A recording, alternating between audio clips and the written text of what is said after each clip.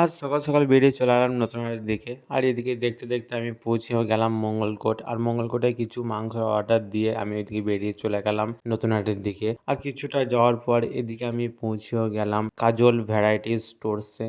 আর এখানে আমার কিছু মাল নেওয়ার আছে মুদিখানার দোকানের। আর সেখান থেকে মাল নিয়ে চলে এলাম ফ্যাশন বাজারে। আর এখানে কিছু জামা প্যান্ট নেওয়ার আছে। আর আমি চলে গেলাম ভেতরে। আর ভেতরে গিয়ে জামা প্যান্ট নিয়ে আমি আবার বেরিয়ে চলে এলাম। এদিকে আমি চলে এলাম বাড়ির দিকে। আর আস্তে আস্তে আমার হঠাৎ মনে পড়ে গেল আমার সেই মুরগির মাংস নেওয়ার আছে। তাই আমি আবার চলে এলাম সেই মুরগির মাংসের দোকানে মঙ্গলকোটে। আর এখানে মাংসগুলো নিয়ে আমি আবার চলে গেলাম আমার দোকানে। আর এদিকে দোকানে মালগুলো নামিয়ে দিয়ে কিছুক্ষণ বসে থাকার পর দেখি বাইরে একটা আওয়াজ আসছে। আর এইদিকে দেখি একজনা গান গাচ্ছে আর তার গান শুনতে লেগে গেলাম। যাবে সেদিন সাথে গো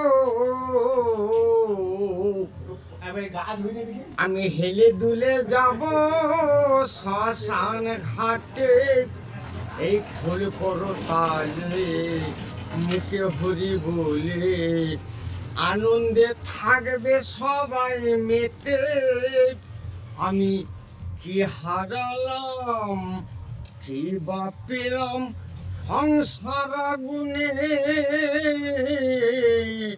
জ্বলি মরিলাম। আর এদিকে গান শুনতে শুনতে আমি চলে এলাম। আর এসে দেখি আমার ক্যামেরাম্যান নাকি ধান যাচ্ছে। আরে এখন ধান যাটা সিজন। আরে ভাই এ বলছে নাকি আমরা ধানটা রেখে দিয়েছিলাম আর শীতকাল বুঝতেই পার